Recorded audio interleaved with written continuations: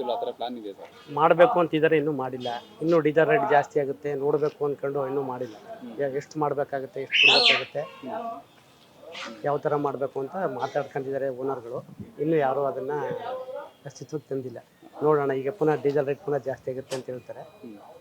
ಅದಾದಮೇಲೆ ಏನಾದರೂ ನೋಡಿ ಮಾಡ್ಬೋದು. ತುಂಬ ಲಾಸಲ್ಲೇ ಬಸ್ಗಳು ಓಡ್ತಾ ಇರೋದು. ಈಗ ಮೊದಲೆಲ್ಲ 2,000 1,000 3,000 ಉಳಿತದೆ. ಈಗ 1,000 1,500 ಉಳಿತಾ ಇಲ್ಲ. ನಮ್ಮ ಕೆಲಸಗಾರಗಳು ತುಂಬ ಹಿಂಸೆ ಆಗ್ತದೆ.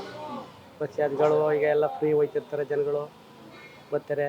ಈ ಬೆಳಿಗ್ಗೆ ಸಾಯಂಕಾಲ ಸುಮಾರಾಗುತ್ತೆ, ಮಧ್ಯಾಹ್ನ ಟೈಮು ಖಾಲಿ ಬಸ್ಗಳು ಓಡ್ತಾರೆ. ಕೆಲಸಗಾರರು ಏನಂತ ಏನು ಪ್ರಯೋಜನ ಏನು ಇಲ್ಲ. ಮಾಲೀಕರುಗಳು ಪಾಪ ಅವ್ರು ಅದೇ ಬೇಜಾರಿಗೆ ಇನ್ನೂ ಏನು ಮಾತಾಡಿಲ್ಲ. ಹಿಂಗೆ ಎಷ್ಟಾಗುತ್ತೆ ರೈತರು ನೋಡ್ಕೊಂಡು ಮಾಡೋಣ ಅಂತೆಲ್ಲ. ಈಗಲೇ ಬರ್ತಾ ಇಲ್ಲ ಜನ, ಜಾಸ್ತಿ ಮಾಡಿದ್ರೆ ಅದೇ ಉದ್ದೇಶಕ್ಕೆ ಸುಮ್ಮನಿದ್ದಾರೆ. ಈಗಲೇ ಜನ ಬರ್ತಾ ಇಲ್ಲ, ಫ್ರೀ ಬಿಟ್ಬಿಟ್ಟು ಬಸ್ ಚಾರ್ಜ್ ಜಾಸ್ತಿ ಮಾಡಿದಾಗ ಬರಂತಾರೋ ಬರಲ್ವೋ, ಏನು ಮಾಡಬೇಕು ಅಂತ ಅವ್ರಿಗೂ ಏನೂ ತೋರ್ತಾ ಇಲ್ಲ. ಕೆಲಸಗಾರರು ನಮ್ಮ ಈಗ ಅರ್ಧ ಬಸ್ಗಳು ಓಡ್ತಾ ಇಲ್ಲ.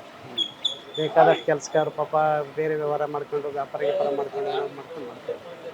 ನಾವು ಏನೋ ಸ್ವಲ್ಪ ಹೊತ್ತು 2 ಟ್ರಿಪ್ ಮಾಡೋದು, ಟ್ರಿಪ್ ಮಾಡ್ಕೊಂಡು ಈಗ ಜೀವನ ಸಾಗಿಸ್ತೀವಿ. ಒಂದು ಕಡೆ ಪೆಟ್ರೋಲ್ ಡೀಸೆಲ್ ಬೆಲೆ ಜಾಸ್ತಿ ಆಗ್ತದೆ, ಎಲ್ಲ ಥರದಲ್ಲೂ ಟೈರ್ ಜಾಸ್ತಿ, ಆಯಿಲ್ ಜಾಸ್ತಿ, ಲಿಕ್ವಿಡ್ ಪ್ರತಿಯೊಂದು ಜಾಸ್ತಿ ಆಯ್ತದೆ. 2,000 ರೂಪಾಯಿ 1,000 ರೂಪಾಯಿ ಉಳಿಸುತ್ತೆ. ಟೈರು ಟ್ಯಾಕ್ಸ್ ಅಲ್ಲಿಗೆ ಆಗ್ತಾ ಇದೆ. ಓನಲ್ಲಿ ಅದೇ ಮಾಲೀಕರಿಗೆ ಅದೇ ಬೇಜಾರಾಗಿ ಅವ್ರು ಯಾರೂ ಇದು ಮಾಡ್ತಾ ಇಲ್ಲ. ಏನು ಈ ಥರ ಆದರೆ ಏನು ಮಾಡ್ಬೋದು, ಮುಂದೆ ಏನು ಮಾಡೋಕ್ಕಾಗುತ್ತೆ ಅಂತಲೇ ಯಾವುದೂ ಮಾಡೋದು.